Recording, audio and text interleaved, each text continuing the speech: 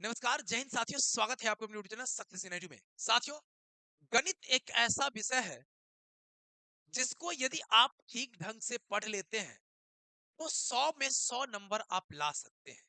यानी full confidence भी रहेगा और एग्जाम में जा करके आसानी से चीजों को आप हल कर सकते हैं और ज्यादा से ज्यादा मार्क्स उठा सकते हैं।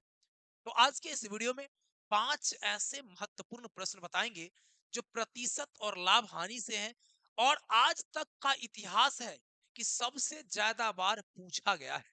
यानी सबसे ज्यादा बार पूछा गया है।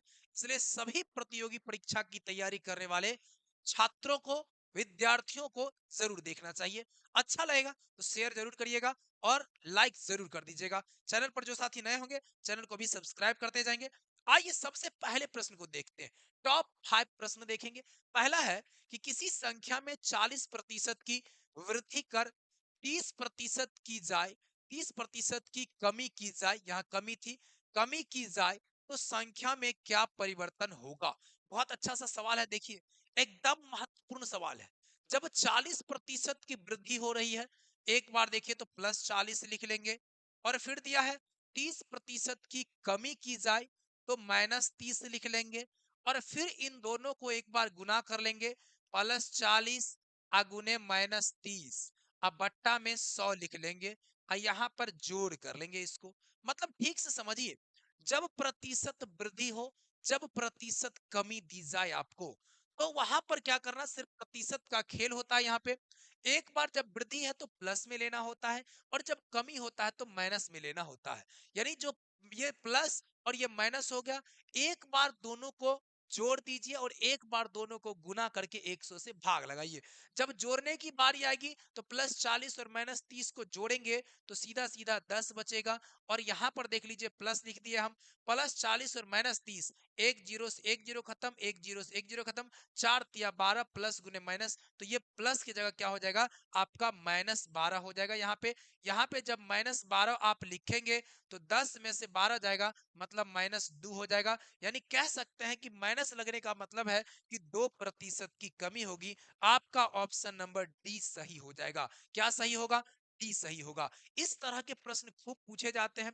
आपको कभी दे दिया जाए 20% की वृद्धि और 20% की कमी हो जाएगा तो क्या होगा, आप लोग आंसर कमेंट में करिएगा। अगर आपको, देखिए कमेंट करते जाइए, एकदम मजा आएगा।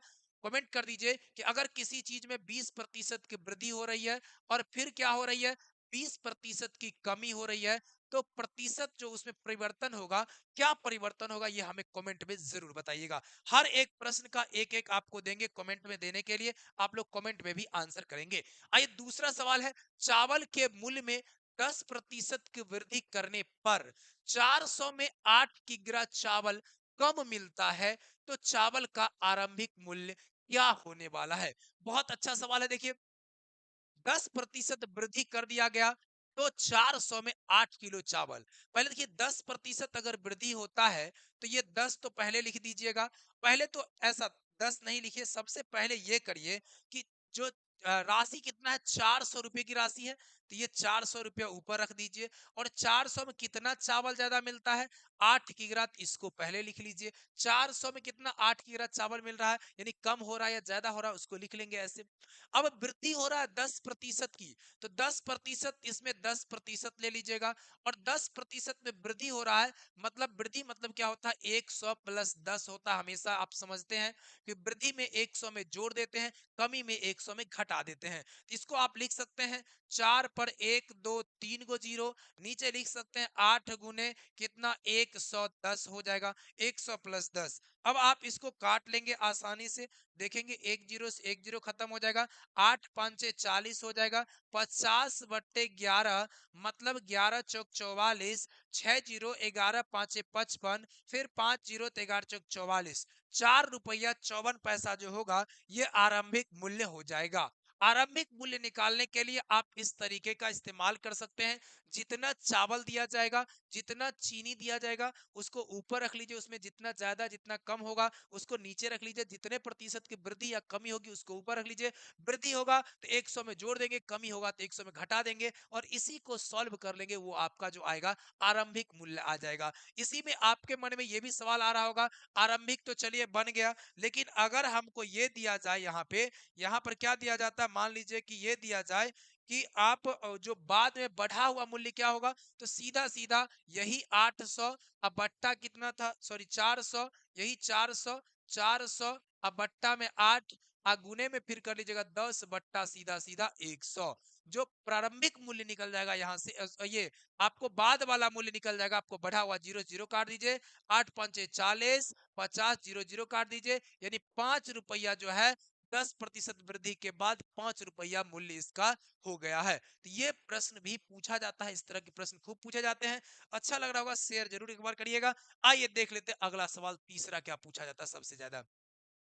एक परीक्षा में एक विद्यार्थी एक 210 अंक लाकर 21 अंक से फेल हो गया।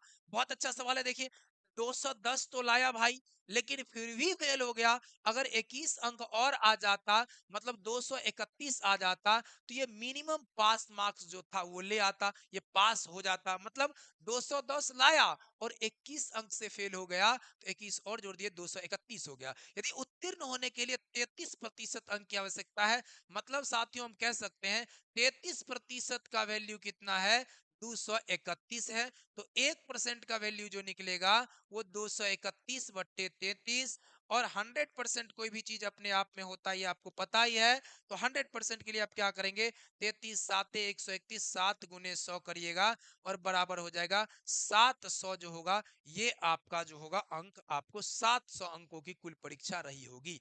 यानी समझ में आ गया होगा। ध्यान से एक बार और समझ लीजिए कि परीक्षा जो भी होता है उसमें एक न्यूनतम पासिंग मार्क्स फिक्स किया जाता है, और इसमें 33% फिक्स किया गया है। और 33% लाने के लिए उसको कितना लाना चाहिए, 210 लाया और 21 से फेल हो गया, 210 और 21 231 लाना चाहिए, और 231 लाता तो वो पास हो जाता। मतलब 231 जो है, ये 33% का वैल्यू 231 है, तो 1% का वैल्यू 231 बट्टे 33 काट लेंगे, और 100% का वैल्यू जो होगा 100 से गुना करेंगे तो 700 हो जाएगा। तो इस तरह से चीजों को आप समझ सकते हैं। अगला सवाल देखिए, एक बहुत ज्यादा ये भी पूछा जाता है, ये प्रतिशत से सवाल है, ये देख लीजिए आगे, सॉरी प्रॉफिट एंड लॉस से सवाल है। 40 संतरों का क्रय मूल्य 30 संतरों के विक्रय मूल्य के बराबर है, तो लाभ प्रतिशत क्या होगी।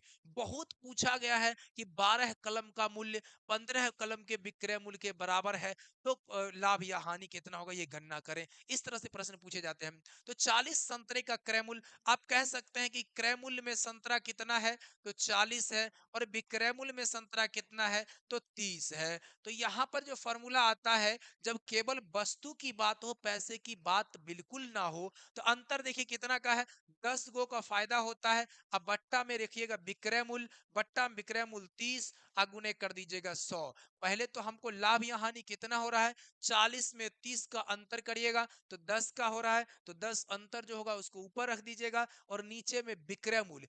यह एक पहला प्रश्न है जिसमें विक्रय मूल्य नीचे आता है, अन्यथा सभी में क्रय मूल्य नीचे आता है, याद रखिएगा। यानी आप लिख सकते हैं अंतर, अंतर बट्टा विक्रय मूल्य अगुने 100 कर सकते हैं, ठीक है। तो ये गुने जो 100 करिएगा, अंतर तो जीरो से जीरो काट दीजिए, 100 बट्टा 3 मतलब 33.1/3%। आइए इस पर एक सवाल आपको दे देते हैं, एक क्वेश्चन आप लोग बना करके दिखाइए मेरे भाई जल्दी से।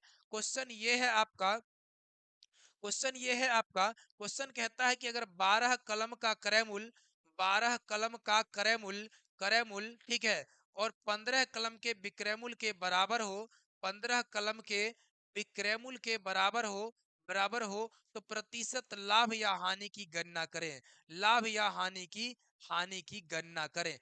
बताइएगा जल्दी से, गणना करें, कमेंट जरूर करिएगा साथियों।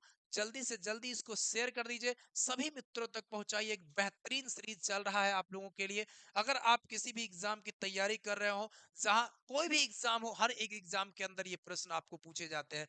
तो ये आखिरी प्रश्न आपका जो है 5वां नंबर प्रश्न क्या कहता है, इसको भी जरा देख लीजिए। ये बहुत ही महत्वपूर्ण प्रश्न है। 25 वस्तुओं को 20 रुपए में खरीद कर 20 वस्तुओं को 25 रुपये में बेचा जाए, तो लाभ क्या होगा ये पूछा गया है। मतलब देखिए 25 वस्तु यदि 20 रुपया में आप खरीदते हैं तो कहीं न कहीं 1 रुपए से कम वस्तु का कीमत होता है। वहीं पर अगर देखिएगा कि 20 वस्तु को 25 रुपया में बेचते हैं तो 1 रुपया से ज़्यादा उस पर कीमत वसूल करते हैं। तो निश्चित रूप से लाभ होगा, ये तो हम समझ रहे हैं। अब यहाँ देखिएगा इस तरह के प्रश्न जो होते हैं 25 वस्तु को 20 रुपया में और 20 वस्तु को 25 रुपया में, तो क्रॉस गुना कर देते हैं हम लोग। 25-25 से 625 और घटा देते हैं 20-20 से 400 और नीचे में रखिएगा ये y, जैसे मान लीजिए कि इसको अगर x मानेंगे, इसको y मानेंगे, तो फॉर्मूला हो जाता है आपका X square minus Y square और बट्टा एक्स स्क्वायर करके लाभ होने की स्थिति में। और यदि हानि होता है, हानि होने की स्थिति में हो जाता है Y square minus X square और नीचे में भी वाई स्क्वायर होता है, इसमें भी वाई स्क्वायर ही होता है। ठीक है, यानी X square minus Y square और फिर Y square minus X square बट्टा वाई स्क्वायर करके फॉर्मूला लगा देते हैं। तो यहाँ 625 माइनस 400 बट्टे में वाई स्क्वायर मतलब 400 गुने में कर लेंगे 100, मतलब हो गया कि 225 और नीचे में 400 और गुने में हो जाएगा 100। इस दूगो जीरो काट लीजिएगा, यानी कि 225/4, 225/4 का मतलब हो गया ये आपका कितना हो जाएगा 56.25% लाभ हो जाएगा। तो ये 56.25 वाला जो है ये आपका सही आंसर होगा। इस तरह से बना सकते हैं। लाभ होने की स्थिति में पहला के स्क्वायर माइनस दोसर के स्क्वायर, नीचे में दोसर के स्क्वायर, और हानि के होने की स्थिति में दोसर के स्क्वायर माइनस पहला के स्क्वायर और बट्टा में क्या हो जाएगा दूसरा का स्क्वायर। इस तरह से आप प्रश्नों को हल कर सकते हैं। अच्छा लगा हो तो शेयर जरूर करिएगा, चैनल को सब्सक्राइब कर लीजिएगा, दोस्तों के साथ शेयर करिएगा। चलिए मिलते हैं अगले वीडियो में। बहुत बहुत धन्यवाद।